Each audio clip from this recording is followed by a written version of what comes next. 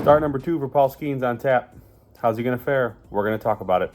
This is Krusty Case from the Gold Boys Network here, coming to you with the slate preview for May 17th. I want to give a shout out to our sponsor, Sleeper Picks, and we'll hop right into this recap from the day before. It was a short slate, currently sitting at 2-3 with the Dodgers game still going on, hoping to break even at 3-3 on these picks, but our green streak unfortunately ends. Still 7 of the last 9 days green and looking to bounce back. We have a beautiful slate today, so let's hop right into it.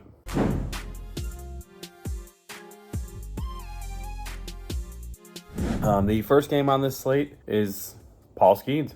Pittsburgh Pirates taking on the Chicago Cubs. So it's Skeens versus Kyle Hendricks. It's an interesting spot here. Obviously, close proximity start. Skeens probably not going to go long once again just because he's kind of on a pitch count and just can be inefficient at times. But I don't see how you can't look at his strikeouts here. We saw the Cubs versus Jared Jones the first time. Jared Jones stayed under, and the second time he went over. So the close proximity doesn't really seem to make a difference to the Cubs. They're still going to do what they do. And especially if we see this Cubs lineup without Nico Horner again and possibly Madrigal. Madrigal's played quite a few days in a row here, so could be due for a day off. And if we get guys like Wisdom in the lineup who really shouldn't be in the lineup against Skeens, he could definitely rack them up. In terms of the side, I'm going to roll with the Pirates in the first 5. I'm going to back Skeens. I'm going to hope that he goes 5 and gets this thing covered because we saw last time he came out like before the end of the 5th and the bullpen just absolutely imploded. So hopefully Skeens can go 5 and keep us in this one here, and I think the Pirates can get to Hendricks. Hendricks did look better in his first start back from injury, but I'm not buying it. Guy hasn't been good all season, getting hit up, and although this Pirates team isn't like hitting a ton right now, there's a ton of familiarity, and I just think this is a spot where they can absolutely get to him. So give me the Pirates in the first 5.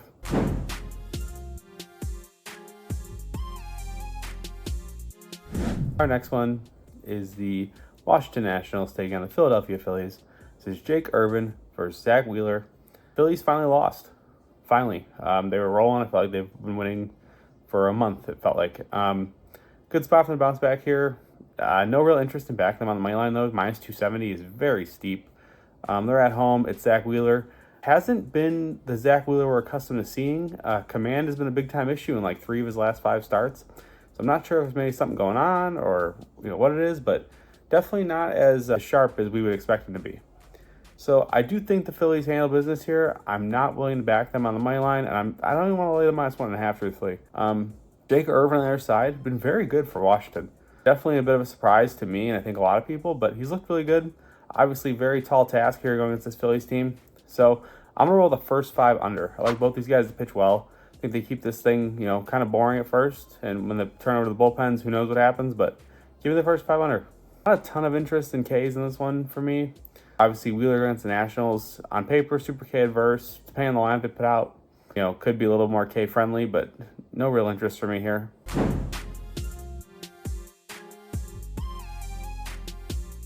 The next one is Chicago White Sox taking on the New York Yankees. This is Mike Clevinger versus Nestor Cortez. And this one for me, get a White Sox team who, seems to keep finding ways to win series. Yankees will probably be the first good team they've seen lately, and I think the Yankees light him up here. Truthfully, Clevinger looked pretty good in his last start, pretty terrible in his first start. So he's made 2 starts since coming back. I think the Yankees get to him here. The Yankees just crushing right-hand pitching, number 1 in all baseball if I'm not mistaken. So give me the Yankees team total over. I think it's a great look. And then in terms of like a pitcher prop here, I like Nestor Cortez pitching outs. I think he can go 6 innings. You get Nestor at home, which it's always a good spot to back Nestor at home. I don't love the Ks. Sox been surprisingly K adverse. Guys putting the ball in play pretty early, and that's kind of why I like the outs because you should see a lot of quick at bats. Guys like Tommy Pham, name escapes me, Shoemake. These guys are aggressive at the plate, typically putting the ball in play within the first couple pitches. So I just think it's a great spot for Nestor to pitch deep and the Yankees to put up a bunch of runs because Mike Clevinger and this White Sox bullpen are terrible.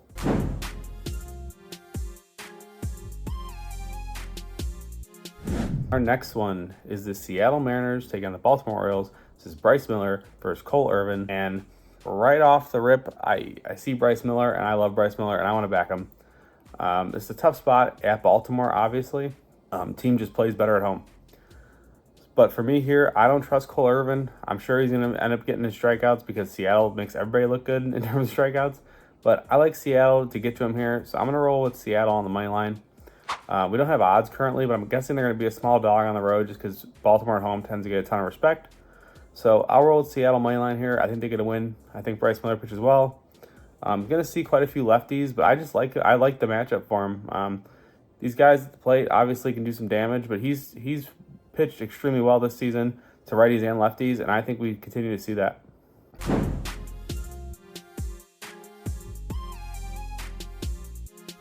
Our next one is the Tampa Bay Rays taking on the Toronto Blue Jays. As of right now, Tampa has not announced the pitcher. I would imagine it's Tyler Alexander's spot, but I'm not 100% on that. So I guess we'll have to wait and see. And Toronto is rolling out Chris Bassett. So for me in this one, I'm going to roll runs. I like runs. Bassett obviously seen Tampa quite a few times in the same division. A lot of familiarity there. And I just think we see offense. This Toronto team, if you're going to back them in any way, shape, or form, it is when they're at home, and they are at home here. So that their bats will be going. And I think that Tampa, with Josh Lowe coming back, he sort of just adds he's like the lighter fluid for the fire. He kind of gets it going. So I like them to put up runs as well. So I'm going to roll with the over.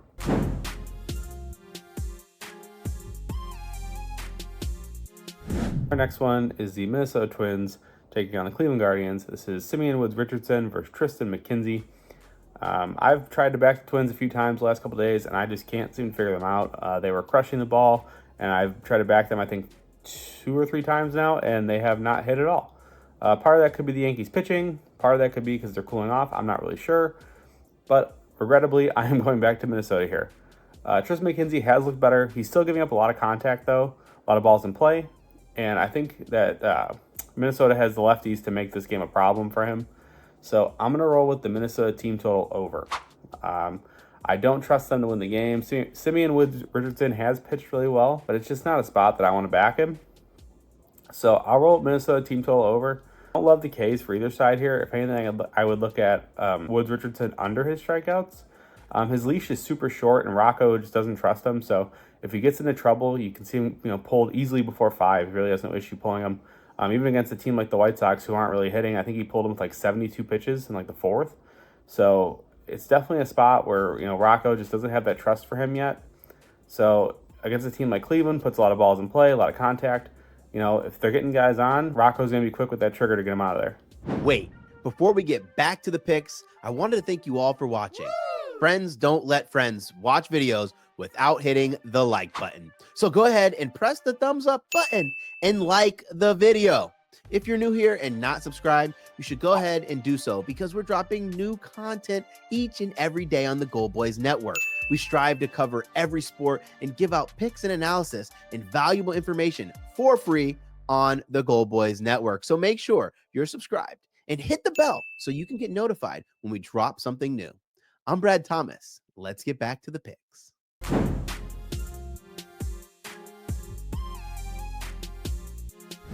Our next one is the New York Mets taking on the Miami Marlins. This is Christian Scott versus Jesus Luzardo. Christian Scott has looked really good, man.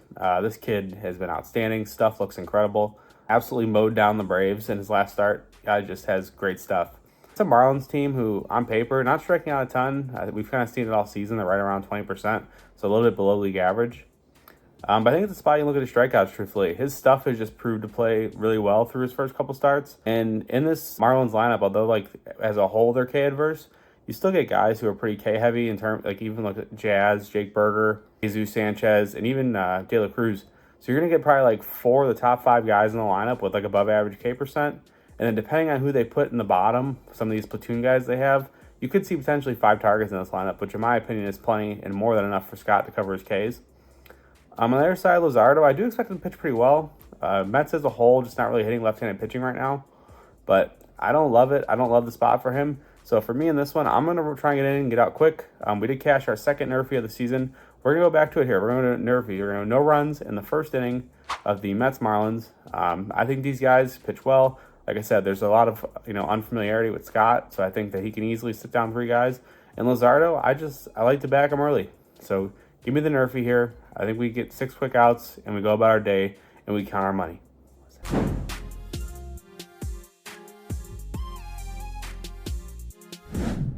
Our next one is the San Diego Padres versus the Atlanta Braves. This is Matt Waldron versus Max Fried, and I wouldn't put your money on the Padres.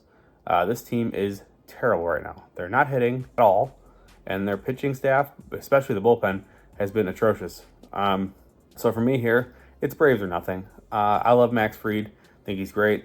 Think that this Padres team against lefties is a little fake, truthfully. They haven't seen a lot of good lefties, and when they have, they've been sat down pretty consistently. So I like Fried to deal here. I'm going to roll with the Braves -1.5. It's a good spot for him. You get Matt Waldron on the other side, knuckleballer. Not a ton of command, obviously, because he throws a knuckleball, 35% of the time.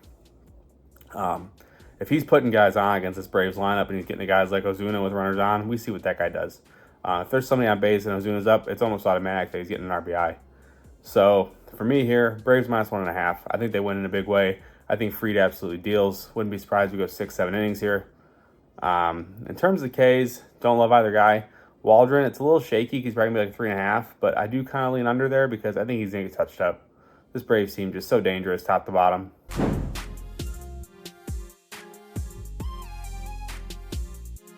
Our next one is the Oakland Athletics versus Kansas City Royals. As of right now, Oakland does not have a starter. No real surprise there. A ton of injuries. If you guys have been paying attention, I believe they put 3 pitchers on the IL yesterday. So they're really struggling to find arms here. I'm guessing it's going to be a bullpen game of some sorts. We'll have to wait and see, obviously. I want to say Hogan Harris got called up, so maybe it could be him, but I'm not entirely sure, truthfully. And he'll be going against Cole Reagans. So for me in this one, I love the Royals. Obviously, it's Cole Reagans' day. You got to back him, in my opinion. I'm going to roll with like a 6 Ks and a win. There's no K line out right now, but I'm guessing he's going to be like a 6.5. So give me 6 and a Royals money line. Should be right around even money. And I think Cole Reagans absolutely deals against this Oakland lineup. They're just not good. They had their little stretch where they were hot and everybody kind of started to jump on the wagon. And now they're kind of just showing their ass a bit here, if I'm being honest, and they're not very good. So I think Reagans can absolutely run them up against this team. And I think the Royals handle this one, with relative ease, truthfully.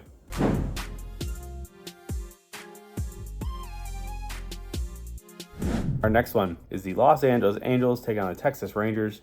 This is Tyler Anderson versus Andrew Heaney. This is a battle of 2 lefties who I have no real interest in backing, truthfully. You get a Texas team that's still not really hitting. They've started to wake up a little bit, definitely starting to see the bats kind of come alive. But overall, left-handed pitching has been giving them fits. On the other side, Angels, ever since the Mike Trout injury, it's just not the same team, man. You want to back them. You try to watch some of their games, and that offense is just so inconsistent. So it's really tough to get behind him here. They are getting Rengifo back, which I think will give him a nice boost, and he does really hit lefties extremely well. For me here, I'm gonna roll with the over. Tyler Anderson, he's a guy who puts guys on base, gives up a lot of contact. This could be the spot where the Rangers wake up, and I'm gonna back their bats to wake up here. You look at that lineup, and they're built to mash left-handed pitching. They're just not doing it right now. So, in my opinion, at home against Tyler Anderson, could be a spot they put up 5 or 6, and I think the Angels can get us the rest of them to get us to the over. This total is at an 8.5. I think we see a 5-4, 6-4 type game with relative ease, truthfully.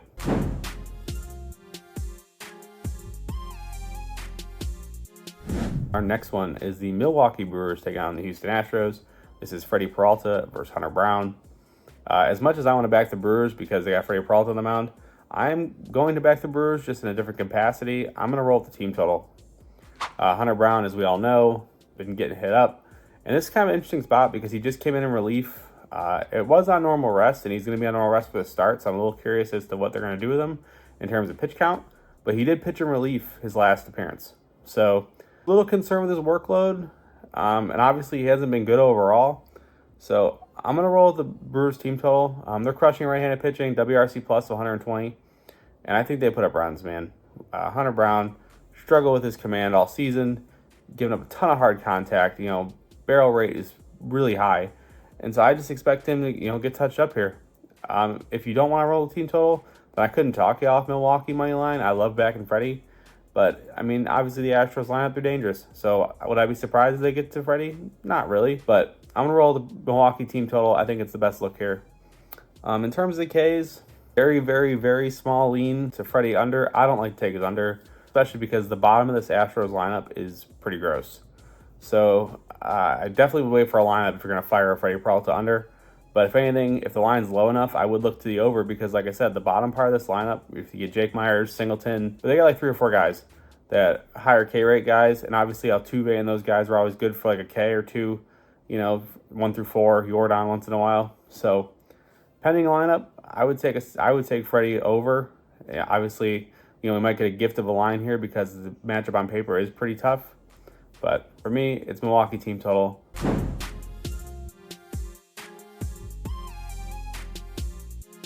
Our next one is the Boston Red Sox taking on the St. Louis Cardinals. This is Brian Bayo versus Kyle Gibson. I'm rolling with Boston on the money line here. I love Bayo, probably one of my favorite pitchers in baseball. Pitches to contact, which that's more than fine. You're going to face a Cardinals team who's more than content with just pounding the ball on the ground over and over again. So expect Bayo to pitch deep. I think he pitches well. I think that sinker plays extremely well here. Kyle Gibson, what's there to say? He's going to give you 6 innings. Probably can give you up 5 or 6 runs too. Boston mashing right-handed pitching. Top 5 in all offensive categories right now. A ton of lefties who can absolutely crush righties. So look for Boston, get the offense going here. Look for Bayo to pitch really well. Don't love the Ks. He's just not a big K guy. So I think Bayo pitching out's the way to go here. Or, like I said, Boston on the money line. What's going on, everybody? I just want to take this moment to give a special shout out to our sponsor, Sleeper Picks. Thank you for sponsoring this video. And don't forget, you can use code GOLDBOYS for a $500 deposit match on your first deposit. Thank you, Sleeper Picks, for sponsoring this video. Now back to the bets.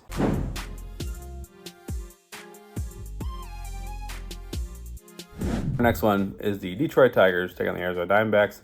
This is Tariq Skubal versus Ryan Nelson. So this one is super intriguing to me because you get a Diamondbacks team that is crushing left-handed pitching, right?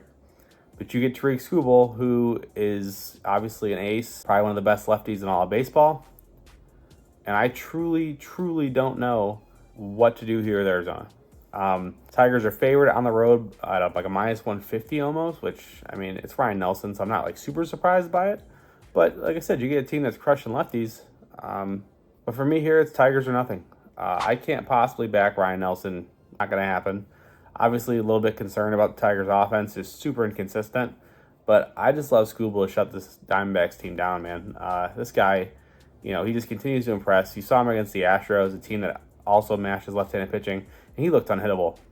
So I'm going to back Skubal here to deal. I'm going to back him to shut down this Diamondbacks team. Give me the Tigers on the money line. Hopefully they can scrape together a couple runs for us. Turn it over to that bullpen that's every bit as good as Skubal is. So give me the Tigers.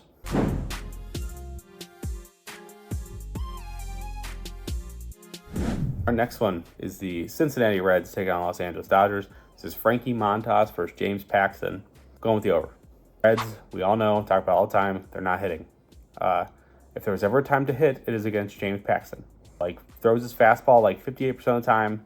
It's a Reds team with guys who can hit the fastball when it's below 95. They struggle with power pitchers. They don't struggle nearly as much with these guys who, throw a league average fastball and kind of try to be cute with it in the zone. So I think the Reds can get to Paxton a bit, but I do love the Dodgers to get to Frankie. Frankie, his velo is up, and he's still kind of limited, so I'm not expecting him to go super deep here.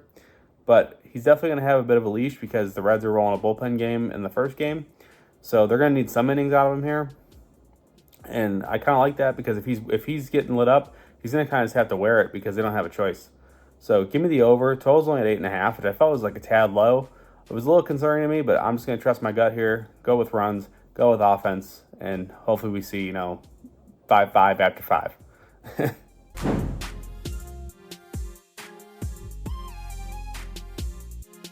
Last one on our slate is the red-hot Colorado Rockies taking on the San Francisco Giants. This is Ryan Feltner versus Kyle Harrison. This Rockies team is, I don't know. They've won 6 in a row, 7 of the last 8, I think it is. They just look unstoppable right now. It's pretty incredible. They have all these pitchers that everybody likes to fade, and they all just continue to deal. Ryan Feltner is probably the best pitcher on their staff. Gets a decent matchup here. Giants just not really hitting right now. Very average. WRC plus 85. So for me here, it's going to be kind of a boring game in my opinion. They're in San Fran, so super pitcher-friendly park. I'm going to roll with the under. It's a gross game in my opinion because you get 2 offenses. Like the Rockies, they are getting a little hot. Definitely, I'm not saying they're not. But Kyle Harrison, probably the first competent lefty they faced in probably a couple weeks, I think it is. I think he could pitch well. I also think that San Fran, just the way they're not really hitting, I think Feltner could pitch well too. So I'm gonna roll with the under. Like I said, it's a little scary, but pitcher's ballpark. Two guys who, in my opinion, have the stuff to hold these lineups down. So we'll go under 7.5, and hold on to your seats. That does conclude our slate. If you guys could do me a favor, drop a like, drop a comment. Let me know what you guys are running. Let's get back in the win column with this one. Always sucks to have a losing day or a break-even day, whatever you want to call it. But I'm confident we'll bounce back. Tomorrow's slate preview video, so the one for Saturday, I believe we're going to do a giveaway. I will let you guys know for sure. I'll post something on Twitter. As always, you can get all my plays at goldboys.com. If you have a gambling problem, call 100 Gambler. Thank you, guys.